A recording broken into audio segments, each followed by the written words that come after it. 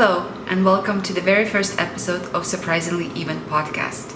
My name is Judith, and I'm talking to you from Toronto, Canada, and can also be found on Ravelry as Judith and Julia. This podcast is going to be about knitting because this is the type of making I'm mostly into these days. I'm looking forward to sharing with you my knitting experiences, the things I learn, and also in turn benefiting from your collective wisdom. So welcome to my knitting world. Thank you for joining me today. This being very first episode, so it's a baby podcast, a newborn if you will. So we don't have any admin stuff to deal with. I have no Ravelry group created for this yet. No knit-alongs or giveaways to announce. We can jump right into the knitting content. I will leave some time at the end to talk briefly more about myself, what I want to get out of this podcast, why I started doing this, and we'll also provide the backstory behind the podcast name, Surprisingly Even. So if you're curious at all,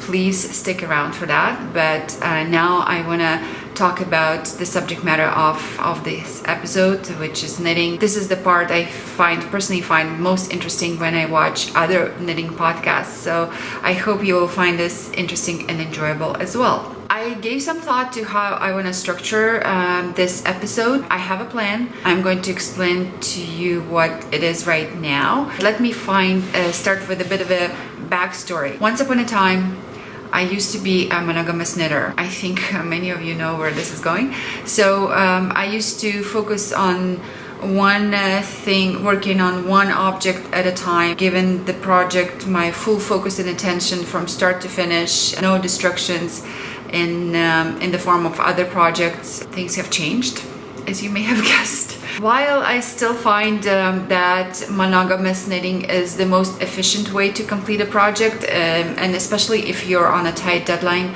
so that's probably what I would do. But I found that I personally need more variety in my knitting life. Right now, I have multiple projects going on. I do find that starting a new project is probably the most exciting time, and my favorite part of the knitting project life cycle, if you say so. Yeah, there is nothing more exciting than starting something new, and when you start something new, things are typically small and then they grow fast, and it's all exciting until you get to the end, especially if something big, you're like, oh my god, I'm kind of sick of it, I want to start something new. I do have multiple things I work on at any given point in time, but I still try to exercise restraint in terms of how many things I'm allowing myself to have in the Nilas at the same time.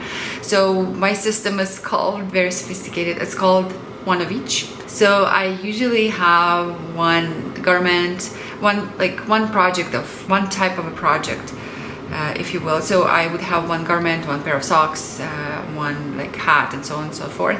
And this is how I decided I was going to talk about my knitting. I will be covering different categories of projects that I'm working on, and within those categories, the structure will be along a timeline, if you will, past, present, and future, which translates into the most recently completed project, then moving into what's work in progress, future plans, if any. With that in mind, let's start with garments. The completed project in garments department is a fade sweater by Andrea Mori.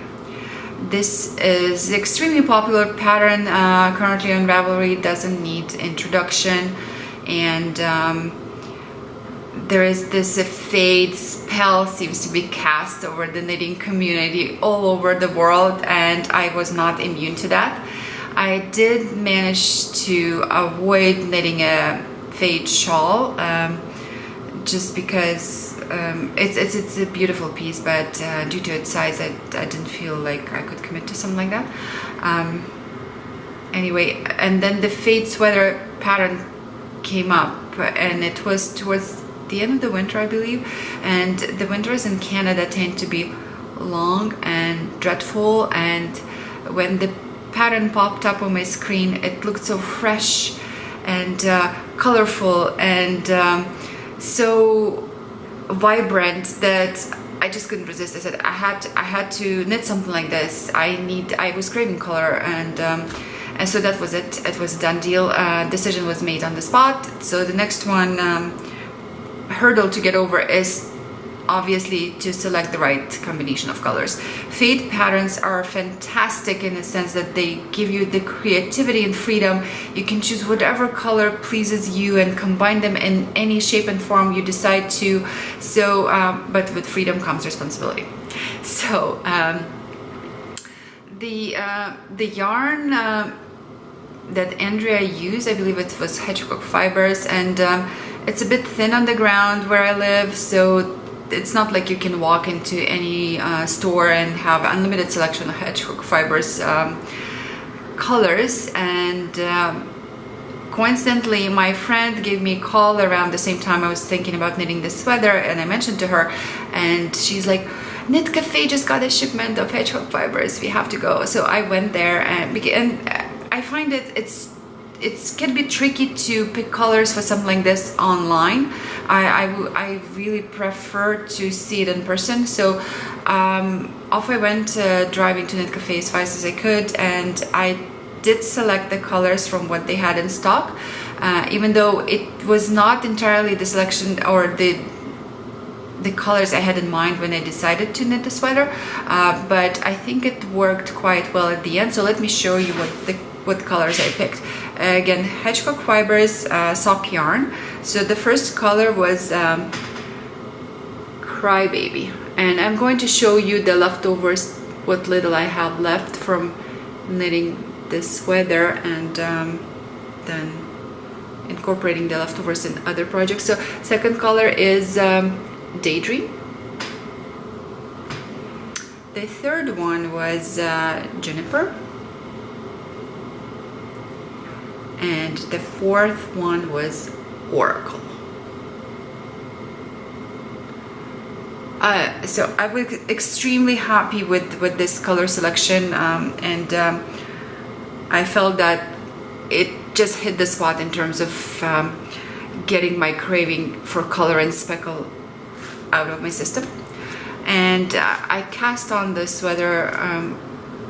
I didn't cast it on right away. I think I had another garment on my needle at that point in time, so I wanted to finish that before I went into this one. So then let me just show you what the finished object looks like. So this is the sweater, and as you can see, the colors work together pretty well. The only my preference when I with the fade patterns is to make the transition as smooth as possible, almost not noticeable, so it kind of melts into one another. And I think the only spots, the only two colors that kind of did not do that perfectly are Crybaby and Daydream, just because Crybaby is on this very, very light creamy base and Daydream is more on a pink base. But still, I think the striping is quite subtle and it still works pretty well. So I'm very pleased with the result. This is going to be worn mostly by my daughter, and she tried it on, and I may pop a picture in here on how it looks on her, but it fits her really, really well, and she is extremely pleased with this, almost as much as I am. So let me talk about the pattern. It's fairly straightforward, raglan top-down sweater. I really like this garter detail on the sleeves, the top of the shoulder. Having said that, I did not follow the pattern exactly in terms of the increases, and this happens to me a lot when I do top-down raglan sweaters with like the most popular patterns like Anna Fedig or other designers. I find that if I follow the increases the way specified in the pattern, it sometimes creates like extra fabric around this area, which I don't really like. I prefer the fit to be more like snug, and even if it's stretched a bit around the shoulder, I don't mind it as much as when it's like kind of bulking up. So I did the increases as prescribed only for the very top portion, and then They were I spaced them out around here, and then picked up a bit more here, but somehow it still worked out. So I'm guessing one reason could be that my row gauge could be off, but anyway, I kind of learned to fudge the patterns, and it fits really, really well. So I'm pleased with the result. The other thing that I did, I did the twisted rib around the collar and on the cuffs and at the bottom. And another change that I made to the pattern, I created more of a A-line look by increasing along the front and the back. And I, rather than doing it on side seam kind of area, I did it more like around here type of thing, because I find the placement of increases further away from the seam, it follows the outline of the body more naturally, so I prefer doing it this way. So yeah, that's the sweater. Extremely pleased with it. About the yarn, this was my first time working with hedgehog fibers, and I find it to be really, really soft, and it feels really good, and it's springy, and everything merino is supposed to be. The only thing, I found it a bit splitty, so it did require to pay a bit of attention. It's not something you can just not look at, because in some cases I noticed that a few rows down, the fiber split and my stitch was kind of not fully structured. I don't know, I only picked like 1 or 2 strands of the fiber, so I had to go back and fix that, but it only happened once or twice. One thing that I found that I really liked about this yarn is that being superwash, my big beef with superwash yarn sometimes is how much they stretch after you wash them. It's just that it happened to me more than once when I knit a sweater and I wash it and it turns into a tunic, and I find it extremely frustrating. And I know you're supposed to swatch and you're supposed to wash your swatch, but sometimes I don't always do. Plus, a swatch doesn't always give you an idea how the garment will behave. So if you're knitting something that's really heavy, after you wash it, it may behave really differently than this tiny piece of a fabric that swatch usually is. This yarn did not do that.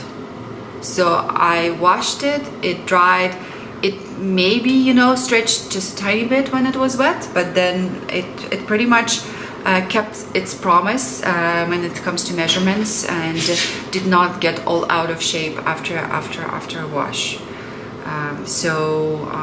Big thumbs up, will definitely be on my list. The only thing is that I think hedgehog fibers tends to be thinner than most sock yarns I've worked with, and so I'm not sure if I would actually use it for socks. I would definitely use it again for a garment, but not necessarily for socks. Yeah, and I already have plans for these leftovers, which are already being executed, but more on that later. So this is a garment that has been most recently completed. Let's talk about work in progress in the garments department, and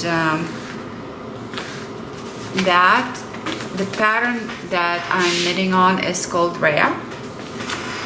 This is a Quince & Co pattern for a cardigan made out of their linen, their heavy weight linen yarn, and the yarn is called Kestrel.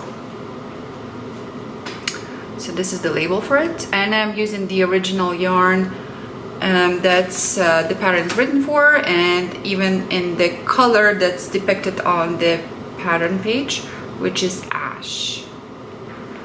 And looking at the pattern page, I did expect the color of the yarn to be more like dark charcoal, like dark gray charcoal type of thing.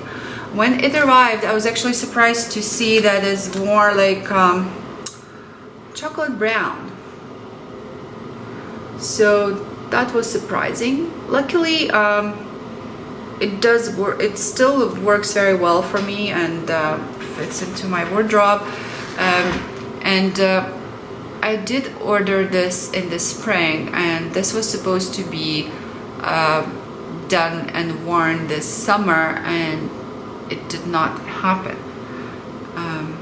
I know, for various reasons. I guess my fade sweater took me longer than I expected because I may have been distracted by other projects. Let me continue. I was talking about a Rhea cardigan that I'm making out of Kestrel yarn. And this may take a bit of a break just because, as I mentioned, this is linen and was meant to be worn in the summer. And even if I start working on it in full force now, I may be done by Labor Day and may wear it once or twice. And there are quite a few things that I'm much more excited about right now on my needles that kind of dictate for this one to be put on hold. There's nothing wrong with the pattern. I found that because the yarn is quite thick and it goes quite quickly, so I did make quite a bit of progress, even though I may have spent like 1 or 2 evenings knitting on it. So this is where I am. It's knitted bottom up, and I may need to make it a bit longer than the pattern indicates because I'm quite tall and I just don't want it to be too cropped, but I guess we'll see how the length progresses. This is my first time working with this yarn, Kestrel, and it has quite an interesting construction, so let me show you. It's this like a chain. Yeah. So I really like the fact that it allows you to create a fairly structured garment that has some weight to it, or visually at least, and at the same time it's very kind of relatively very light. So, and when I swatched it, I washed the swatch and I laid it down to dry, and I was a bit concerned how long it would take for it to dry, since the fabric turns out to be quite thick. So it was dried in no time, just because the structure of the yarn itself is quite airy because it's kind of this knitted kind of chain. One challenge that this kind of construction of the yarn poses is joining the ends, and on Quince & Co site they have a tutorial on how to work with Kestrel. So apparently, rather than knotting them and weaving them in, you're supposed to actually sew them together with like a sewing needle. So this is what I've been doing with varied success. So I think I only joined one ball so far. I wasn't like entirely pleased with how it turned out, but I hope to get better at it as it goes. So we'll see. Again, I will try work on it, but if I'm not kind of feeling it, I may just park it and until next spring or summer. And I know that would be a departure from my one of a kind, one of each strategy, but I think that would be a valid exception to the rule, because we'll need to factor in the seasonality, if you will. So I may use that as an excuse to start another garment while I'm putting this one on hold. So again, the decision is still pending. I'll let you know which way it goes next time we talk. So here is my Rhea. So this was the present in the garments department. Let's talk a little bit about the future. And I have quite a few options on what I want to work on next when it comes to garments. So because there's so many exciting things and new patterns coming up every day. One or two of these are coming from this book that I recently acquired. And this is Amimono. I hope I'm pronouncing it correctly. The Artisan book by Helga Isager. it's full of beautiful patterns, and I probably want to make each and every one of them.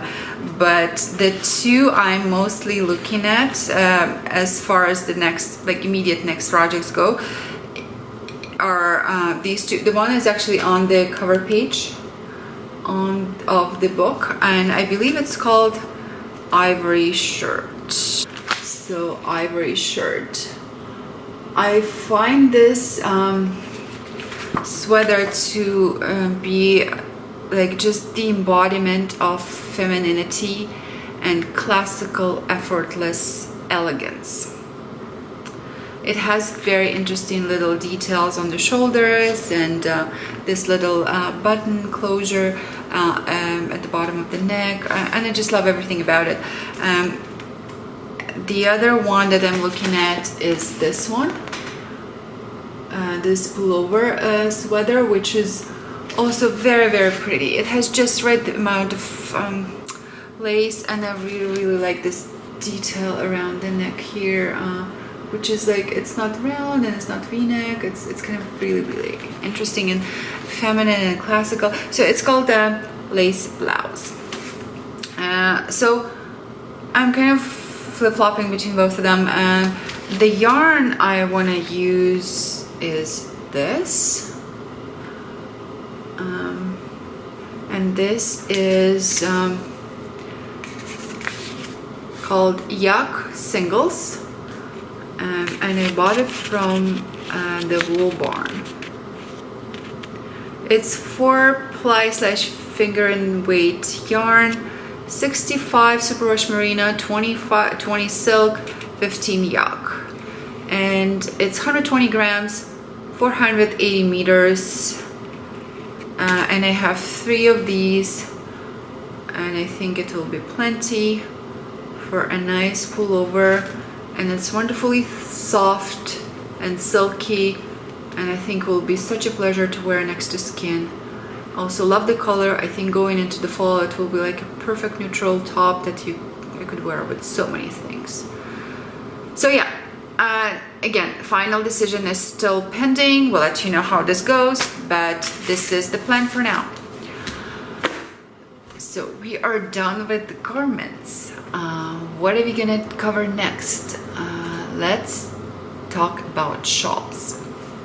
So we've covered garments, and now I would like to talk about shawls. But before we do, one thing I forgot to mention is the needle size that I used for the faded sweater, and that was US 2.5 3.0 millimeter needles. So in case you're curious. So the completed objects. The shawl that I recently completed is coming from Quince & Co. 2017 shawl collection, which many of you may have seen. It came out not so long ago, and as soon as I saw it, I'm like, oh my god, there's so many beautiful patterns that I just have to make. But one of those was my favorite by far, and I just had to cast it on right away. It's the vignette shawl by one of my favorite designers, shawl designers of all time, Polina Popiolik. I hope I'm pronouncing her name correctly. If not, please correct me. So it's a shawl by Polina. It's not the first of her patterns that I've made. I've made quite a few, and it's always a success. And the patterns are so clear and so cleverly designed. I cannot praise them enough. So the vignette shawl was, as I mentioned, my favorite by far out of the entire collection, and I just had to cast it on right away.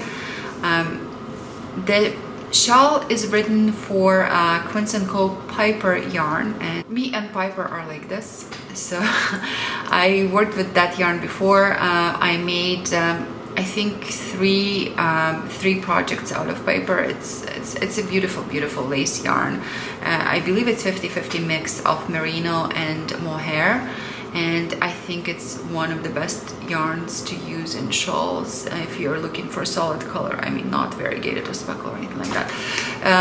So I made 3 other projects out of Piper. 2 of them were shawls. One was a small cardigan, So it was really, really tempting to go online and order some Piper skeins for vignette shawl right away, but I resisted that. I was determined to use my stash yarn, and that's what I did. So the yarn I ended up using is called Lunar by Shibui Knits, and this is the label. And the color that I had in my stash is Tar.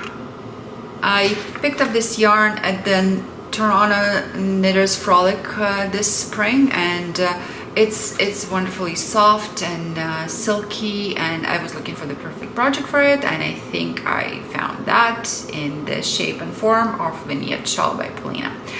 I knit the shawl pretty much, and I was so excited about making it, so I was making it pretty much monogamously, but with just some distractions at the end. But the final push that I did for the border, so the way the shawl is constructed is a triangle and garter stitch that you knit bottom up like this, and then you pick up stitches along the edges and you do the lace border like outwards.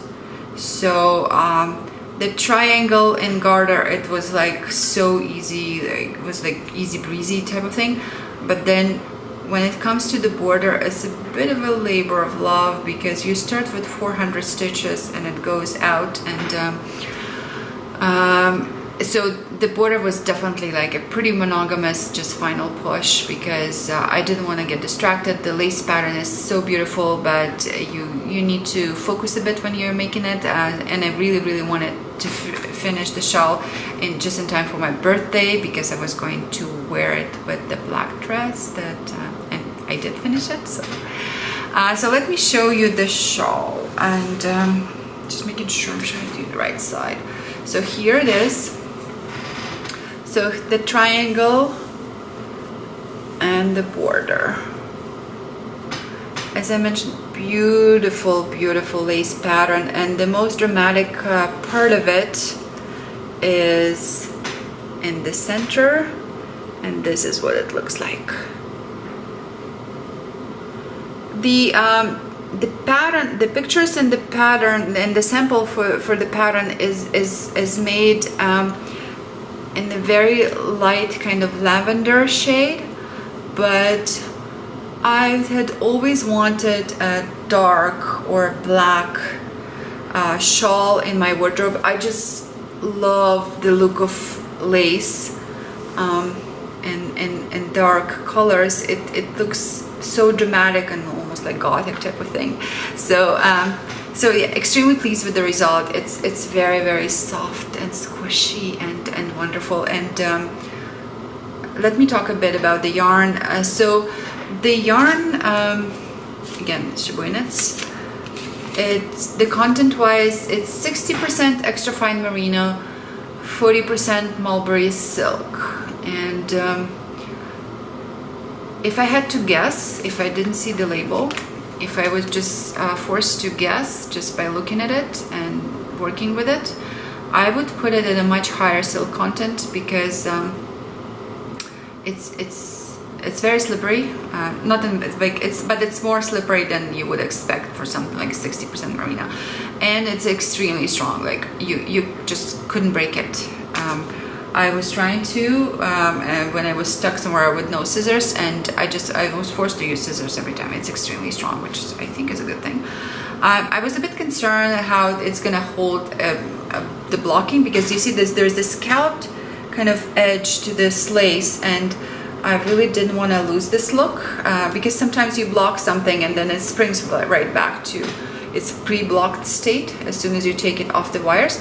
But like this was blocked a few weeks ago, or like almost a month ago, and it's still holding its shape quite well, so I don't think that would be a problem. So this is the vignette shawl. I knitted on US size 4 needles, which is 3.5 millimeters, and I use my signature needles, which in retrospect I wish I had wooden needles. This is the first time in life when I wished I had wooden needles when I worked with this yarn, because as I mentioned, quite slippery, and signatures are extremely slick, so I had to really be extra cautious when knitting lace, not to drop any stitches. Let's talk about the shawl that I currently have on my needles, which is one of the most popular patterns on Ravelry of all times, I think, probably. It's the Exploration Station by Stephen West. It does not require any introduction, and I'm probably one of the last people on Ravelry casting this on. It has been on my list for quite a while. It took me a while to knit it because I was hesitant about the color selection. Half of the impact in that shawl, if not more, I assume you all know the pattern I'm talking about. So a lot of the appeal of that shawl is about the color, and your color selection can either make it or break it. So I kept looking at various projects in Ravelry. I'm like, oh, I don't know, but one day when it occurs to me, when I come across a perfect color combination, I'll make that one. So it was on my list for a while, and let me tell you about the colors I ended up using. First two, and I didn't acquire them all at the same time. So the first two that I got, they're Madeline Tosh Merino Light, and I bought these two, Penumbra and Dust Weaver. So these two have been sitting in my stash for a while, and coincidentally, when I bought them, I bought them for another Stephen West pattern, which is the Meandering Shawl, and it's included in the Loops 10 book. I think that's the book, yeah. So I bought these two, and that shawl is a brioche, two-color brioche, top-down kind of shawl, and I really liked it. But then I looked at it, and I'm like, it kind of looks small. At that time, I realized that bigger shawls were more wearable for me personally. So, and that shawl is not very big, at least in the pictures, it's not very big. So I'm like, it's kind of small. There's probably a way to increase it, and I wasn't as confident with brioche at that time because I had never knit brioche before, or maybe a long time ago anyway. So I'm like, I could probably increase it, but I'm not sure if I have enough yarn in that case because I only had these two skeins. It was put on hold, and then I took a brioche class at Toronto Knitters Frolic, not this year, last year, with Bristol Ivy. So these two colors I had in mind were sitting on the shelf, and then didn't know what to do with them. I knew I probably didn't want to do the Meandering shawl any longer because it was not the right size for me, or not interesting. I shouldn't say not interesting, it was still pretty interesting, but it was just, it's all brioche, and I needed more variety. So anyway, didn't know what to do with these. And then I took another class about color work, also at Knitters Frolic, but this year with Sally Melville, and the class was supposed to be about knitting color work with two hands. So I was hoping to learn how to do that because I'm a continental knitter. People say that to do color work properly, and like the most efficient way of doing it is holding yarn like in your right hand and in your left hand. And I was hoping to learn that technique to knit color work faster. Unfortunately, that didn't happen, but I learned many other things because Sally is like a wonderful teacher. Another one that you should totally take advantage if you have a chance to take a class with. So one thing she talked is about color selections, and she was saying such an interesting thing that sometimes you look at something in a skein and it's like on its own the color is too much, but you don't dismiss it right away. You have to consider it in the context, and the most powerful and impactful work in color is when you learn to introduce those kind of zinger colors to the overall mix that makes it come alive. And then I looked at these two after I had that class with Sally, and I'm like, I think these two need a zinger. It smells like it's too sweet, it needs some salt, like I don't know if cooking analogy is appropriate here. And then I'm like, okay, this needs some tartness to it, something maybe like chartreuse. But then I said, but then it wouldn't be meandering shawl anymore, because meandering shawl is asking for 2 colors and I would be introducing a third one. So where was I going with it? And then I'm like, finally, I will be making Exploration Station, and I just need to find a 4th color to go and I will be good. The same day, went online, ordered this one. And this is also a merino single, very similar to Madeline Tosh Merino Light, but it's actually a different brand. It's Dream in Color yarn, Jilly. It's actually called Bitter. Here it is. I thought these 3 would go really good for Exploration Station shawl, and I just needed a 4th color. And me and my bestie went to a yarn store. My best knitting friend, Vanessa, she made Exploration Station shawl before, and it's absolutely gorgeous. So she graciously agreed to help me with my color selection, and we picked up this very subtle speckle from Madeline Tosh, also Merino Light, and it's called Modern Fair Isle.